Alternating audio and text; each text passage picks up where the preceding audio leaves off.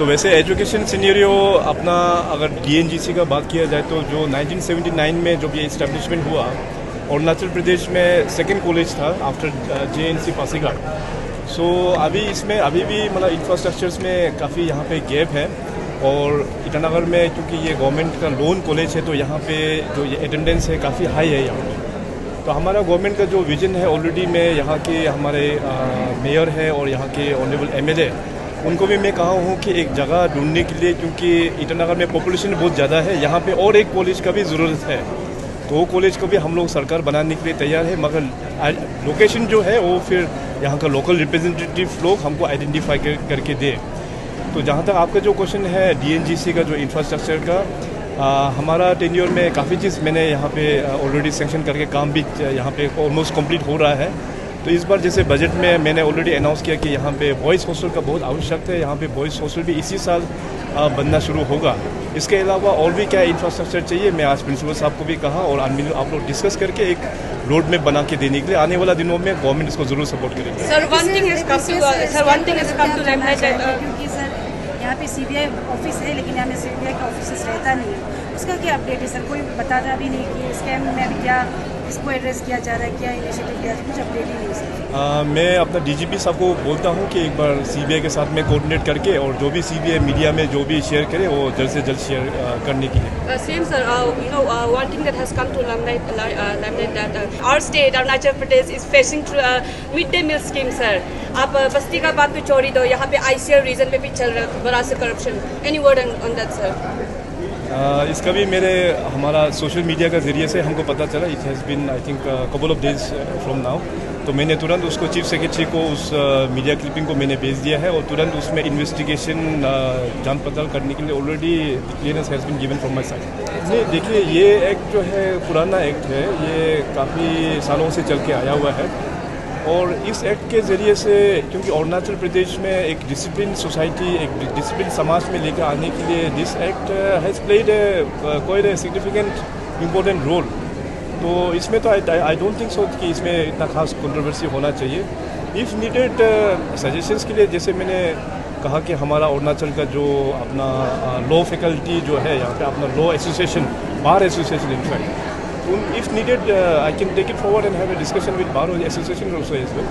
Sir highway के ऊपर क्या कहना चाहेंगे सर? 3-4 महीना से जो अरुणाचल प्रदेश का बिगड़ा हुआ था, आपने भी जिक्र किया एपीएससी वाला इश्यू से, तो क्या इन्वेस्टिगेशन अपना रास्ता में चलते रहेगा ना, रिक्रूटमेंट भी रुका रहेगा?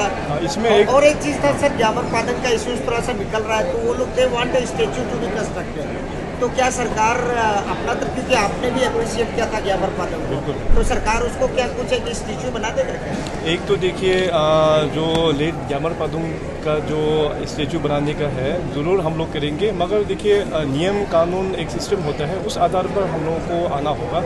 तो डेफिनेटली मैंने फैमिली को भी मैंने मैसेज करवाया था कि हम लोग टोटली ग्यामर पादुंग का कंट्रीब्यूशन का हम लोग रिकॉग्नाइज करते हैं और उनके लिए फॉर्मली एक एप्लीकेशन डाल दे डीसी को कि लैंड अलॉटमेंट के लिए। तो डीसी विल आइडेंटिफाई कि कहाँ में अप्रोप्रिएट है।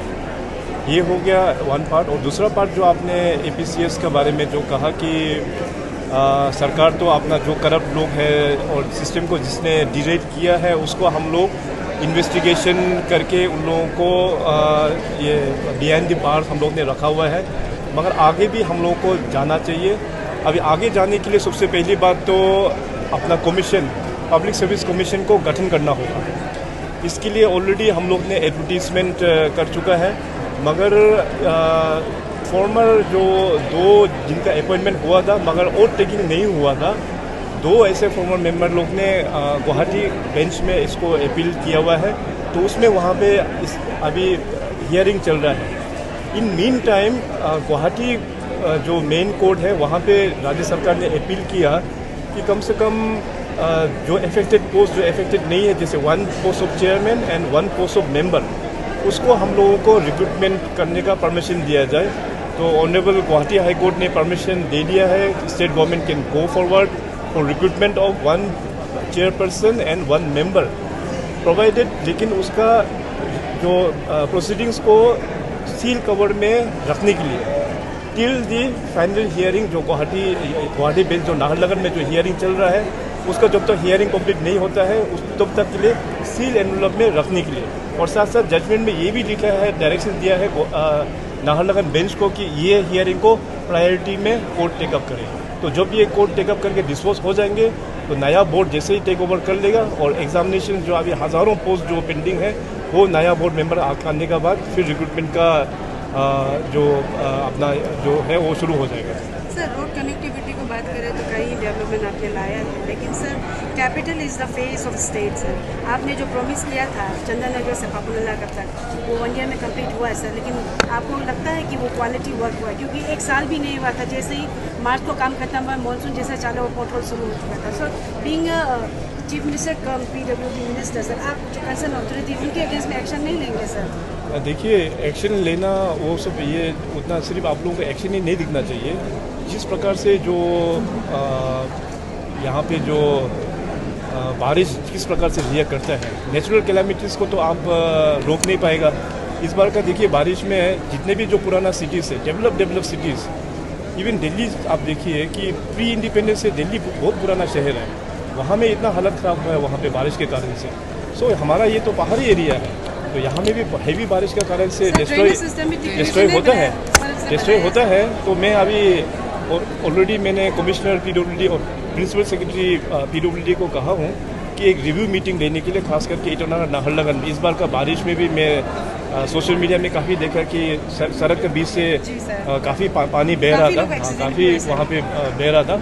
तो इसका कारण क्या है, टेक्निकल लोगों का साथ में बैठकर अगर ड्रेन में ठीक नहीं है तो ड्रेन को किस प्रकार से ठीक किया जाए।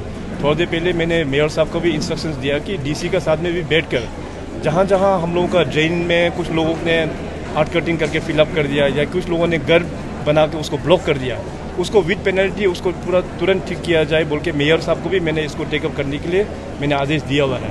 तो I know this is a problem इसमें, लेकिन अपना लोग भी हम लोगों को समझना चाहिए रोड जो है केवल सिर्फ रोड बनाने से नहीं होता है, रोड का साथ साथ ड्रेन भी बहुत ही इंपॉर्टेंट होता है।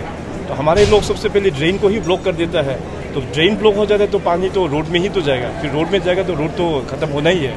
तो इस बार हम लोग थोड़ा और भी अवेयरनेस के तौर पे इसको हम लोग लेके जाएंगे। सर क्या आप मानते हैं कि डेवलपमेंट को लेके स्पीड अप के चक्कर में क्वालिटी कॉम्प्रोमाइज़ हुआ है? नहीं देखिए क्वालिटी में तो बिल्कुल कॉम्प्रोमाइज़ नहीं हुआ है।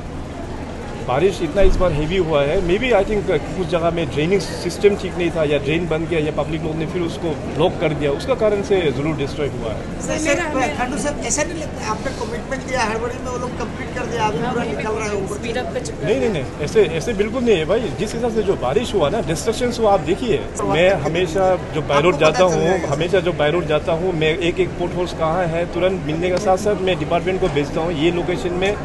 कम से कम डिपार्टमेंट का भी इसमें थोड़ा सा गलती है कि गड्ढा तो हो जाता है कोई बात नहीं, लेकिन कम से कम ऐसा गड्ढा भी तो मत रखो ना कि गाड़ी उसमें चलना मुश्किल हो जाए। तो इसमें मैंने कहा है कि थोड़ा सा मतलब डिपार्टमेंट को भी सीरियसली इसको देखने के लिए